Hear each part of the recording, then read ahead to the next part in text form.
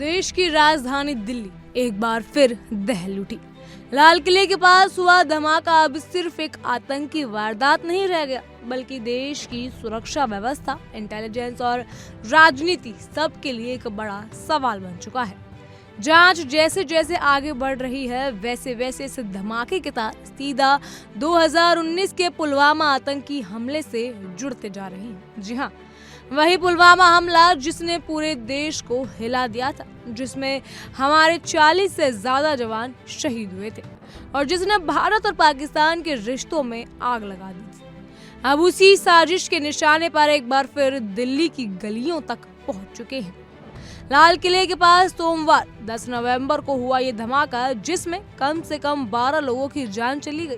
अब सामने आ रहा है कि इसमें भी जैश ए मोहम्मद का हाथ है, वही जैश जिसने पुलवामा में सीआरपीएफ के काफिले पर हमला किया था।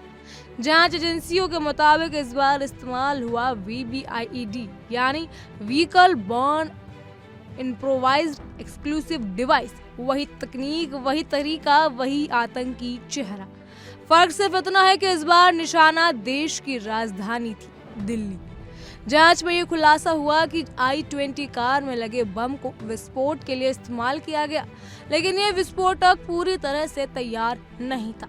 इसीलिए धमाका भले ही बड़ा हुआ हो, लेकिन उसका असर उतना घातक नहीं रहा जितना हो सकता था। ना कोई गड्ढा बना, ना छर्रे मिले और ना ही वो तत्व जो इसे विस्फोट को और ज्यादा घातक बनाते हैं। अधिकारियों का कहना है कि अगर बम पूरी तरह एक्टिव होता तो तबाही का मंजर कहीं ज्यादा भयानक हो सकता था। अब इस पूरी साजिश का केंद्र बनकर सामने आया है डॉक्टर मोहम्मद उमर उर्फ उमर नबी।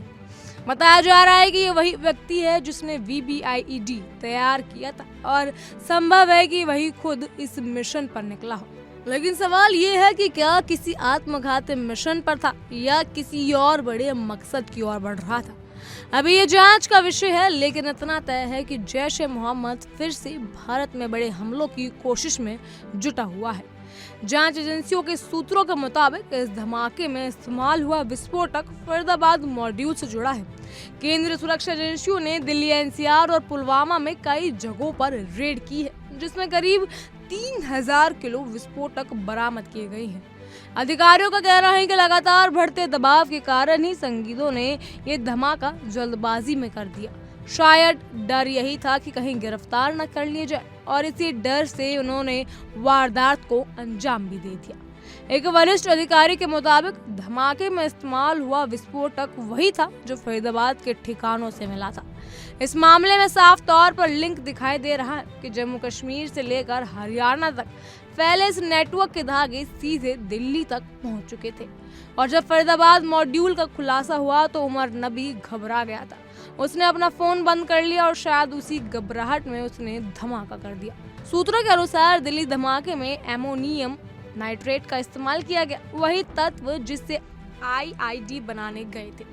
ये वही विस्फोटक है जो फरीदाबाद और जम्मू कश्मीर में बरामद किए गए थे। अब जांच एजेंसियां ये पता लगाने की कोशिश कर रही हैं कि क्या सारा नेटवर्क जैश ए मोहम्मद की किसी बड़ी साजिश का हिस्सा था या फिर किसी स्थानीय स्तर पर एक्टिव मॉड्यूल में से अंजाम दिया गया। लेकिन राजनीतिक हलकों में इस धमाके के बाद सवाल का सिलसिला तेज हो चुका है। जी हाँ, आखिर इतनी बड़ी मात्रा में विस्फोटक देश की राजधानी तक पहुंच कैसे गए? इंटेलिजेंस नेटवर्क इस साजिश को पहले क्यों नहीं भाप पाया? क्या हमारी सुरक्षा एजेंसियों के बीच समन्वय की कमी है या किसी ने जानबूझकर इस चेतावनियों को नजरअंदाज किया?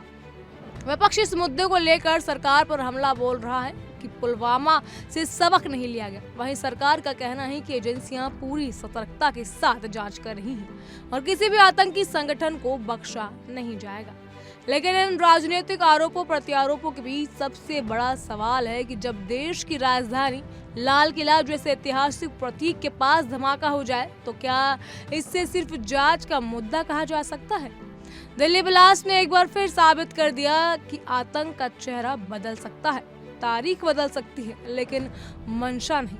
पुलवामा से लेकर लाल किला तक इन दोनों वारदातों के बीच एक ही कड़ी दिखाई दे रही है, जैश ए मोहम्मद की पुरानी नफरत जो भारत को अस्थिर करने की कोशिश में लगी है। और जब इन हमलों के तार दोबारा जुड़ने लगे तो ये सिर्फ सुरक्षा एजेंसियों के लिए नहीं बल्कि देश की राजनीति और नीति दोनों के लिए चेतावनी की घंटी है।